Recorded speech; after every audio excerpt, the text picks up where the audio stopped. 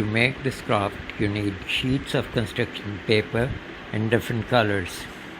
You also need a scissors, glue stick and a pencil.